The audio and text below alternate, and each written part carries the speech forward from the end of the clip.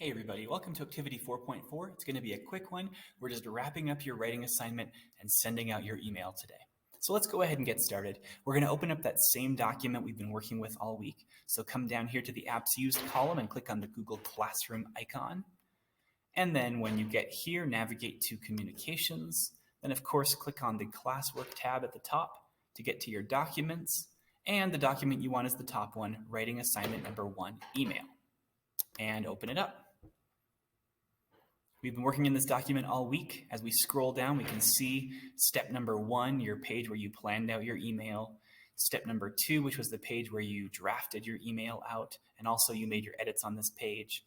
And step number 3 was the checklist you used to revise and edit your email. And if you keep going, we're down to step number 4, which is sending your email. Now, I know this might seem super simple, and you do this all the time. You write emails, right? But there's at least one step in here that's a little bit different, so I would like you to go through these steps in sending your email so that I end up getting a copy of your email that I can grade as well. And you want to make sure you get credit for this, so please follow the steps. So the first thing you're going to do is open up your email. You can easily do that through this link right here, or you'll notice I made a link down here as well in the Activity 4.4 on the Distance Learning website. So it'll take you to your Gmail inbox. And the first thing, of course, you want to do is hit Compose, which will open up a new message window right here. And the next thing we're going to do is go back up to your draft and take the pieces from here and put them in your email. Now, be really careful with this. So when I copy this, I don't want to copy everything. I don't want to copy the to part, okay? Just the email address. So make sure you didn't include that piece. Otherwise, when you paste it in a Gmail, it's going to think that that's part of the email address and it will not go to the right address.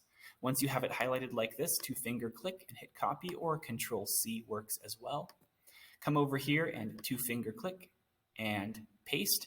I would recommend doing paste as plain text for all of these because you're copying out of a table, and sometimes it might think you want to paste a table into the email. So I would just do paste as plain text for all of these. You do not need to do your email address because it's automatically going to be there. I'm going to take the subject again, and notice I'm leaving off this subject part. Don't copy that part, otherwise it'll say subject, an update, email. Okay, so just highlight your subject that you wrote and copy.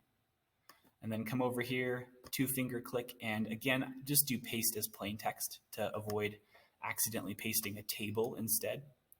And now I'm already forgetting an important step. Okay, I'm going to go down here in step number 4. So we opened up our email, we clicked Compose. In the To box, type out your recipient's email address. Now this is the part that I just about skipped, and this is the really important part. Okay, click on the BCC on the far right side of the box and enter Mr. Nielsen's email address. And here it is. So I'm going to go and I'm just going to copy this, highlight it, 2-finger click, and hit copy. Go up here. Okay, so you'll notice when you have your mouse and you click inside of the To box, it says To, there's the email address that we pasted. And then over here, there are 2 things. There's CC, which stands for carbon copy, and BCC, which stands for blind carbon copy. And what I want you to do is click the BCC, and then once you have your BCC line right here, 2-finger click again and hit paste as plain text. And what that is going to do is it's going to send me a copy of that email as well so that I have the email to grade. Okay? Then go ahead and do your subject line. And now here's where we're going to put the whole body of the email. So I'm going to go back up to my draft, copy the whole body of the email, 2-finger click, copy. And then again, I'm going to 2-finger click and I'm going to do paste as plain text again. That way it'll not paste a table. When you do this, make sure that your block formatting with that line in between each paragraph is still there. It looks good. I would recommend at this point that you, I'm actually going to expand this for a second, that you take the time to read the whole email through one more time. It's good practice. Make sure that the email is right. Make sure it says BCC Phil Nielsen up here. Make sure you have your subject line. There's your email. And then when you're ready, you can hit send. I'm going to exit out of this for now because I don't actually want to send this right now, and I'll exit out of this. But that is it. You've done it. Actually, let me do one more thing. So in addition to sending your email, I also now finally want you to turn in this Google Doc in Google Classroom because you're finished.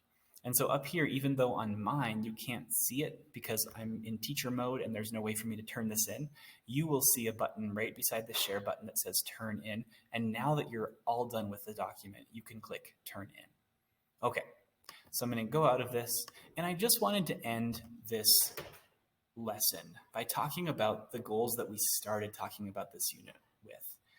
And remember, my goal for you is that you're able to thrive in whatever place you have in life by having good language skills and being able to communicate effectively. And so that's why we did this email unit. I want you to be able to thrive as Rehoboth Christian School students by having positive and successful communication via email. And I sure hope that as a result of these last couple of weeks, you're more equipped to do that. Some of the things we worked on is writing emails whose tone and professionalism match your audience and your purpose. We also talked about being able to write clearly. And lastly, we talked about writing emails whose structure and grammar and spelling reflect well on you, the writer. And I hope that this email that you wrote and sent this week reflects well on who you are. I know it will. So the last thing is just, we spent 4 days writing this email, right? In real life, do you ever spend 4 days writing an email? No. Typically, when you write an email, you're not going to go through the entire writing process like you did with this. However, I want it to be clear to you that it's important that you put time and care and effort into every single email that you send.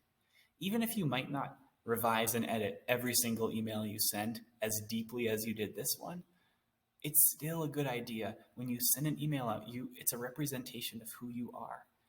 So I would encourage you to think about how much work and effort you put into this one email and put a little bit of that into every single email that you send so that it reflects well on who you are. All right, that's it for this lesson and for this unit, you guys. Next week, we'll begin starting on our next unit. Thanks.